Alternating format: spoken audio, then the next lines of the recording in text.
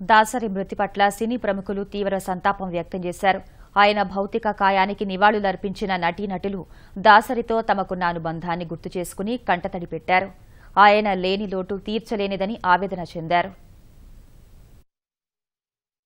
సహాయం కావాల్సి వచ్చినా ఏ విధమైన సమస్య వచ్చినా ఆయనకు ఒక మాట చెప్తే ఆయన అన్ని పనులు వదులుకొని ఎన్నో ఇంపార్టెంట్ పరిస్థితులు కూడా పక్కన పెట్టి మా సమస్యలు పరిష్కరించడానికి ఎంతో ముందుకు వచ్చేవారు.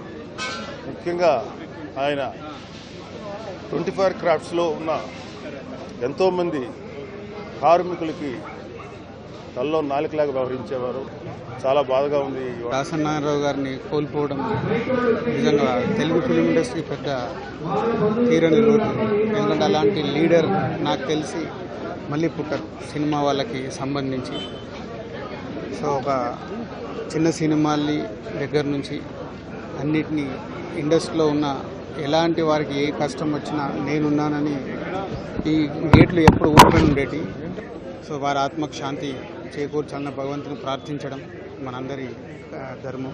చాలా బాధగా ఉంది ఆయన లేకపోవడం.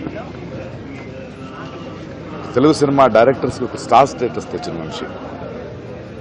ఒక దర్శకుడు అంటే దానికి ఒక కటౌట్ ఉండాలి. ఆయన పేరు మీద సినిమా ఉండే మేఘాల్లో ఆయన పేరు రాసుకుంటూ డైరెక్టెడ్ బై దాసరి నారాయణరావు అంత గర్వించేవాడు తన పని గురించి. పెద్ద పెద్ద సినిమాలు, ఎంతో మందికి లైఫ్, డిఫరెంట్ ఎక్స్పీరియన్సెస్, డిఫరెంట్ కథలు. అలాగే ఒక దర్శకుడిగా మాత్రం ఉండకుండా కార్మికులు, టెక్నీషియన్స్ వాళ్ళ కోసం he was a self proclaim leader. ఎన్నో రకాలుగా సహాయపడేటువంటి ఒక వ్యక్తి, ఒక శక్తి, ఒక దర్శకుడు, ఒక నిర్మాత, ఒక రైటర్, స్పీకర్, ఇన్ని రకాలైనటువంటి గొప్పతనం కలిగినటువంటి ఒక మహనీయుడు తెలుగు చలనచిత్ర పరిశ్రమలో ఉండడమే మాకు అదృష్టం.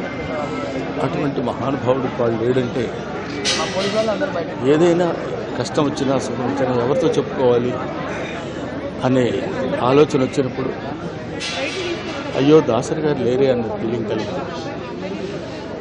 అంతటి మహానుభావుడు కోల్పోవడం తెలుగు చలనచిత్ర పరిశ్రమ తీరని లోటు ఎవరు పోర్చలేని.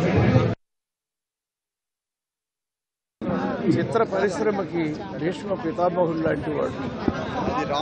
ఒక మాటలో చెప్పాలంటే ఆలయం ఎదురుగా ధ్వజస్తంభం కనిపించకపోతే భక్తులు ఎంత అల్లాడిపోతారో, చిత్ర పరిశ్రమలో గురువు గారు నారాయణరావు కనిపించకపోతే అంత అల్లాడిపోతాం మేము. ఆయన ఆత్మకు శాంతి కలగాలని కోరుకుంటాం.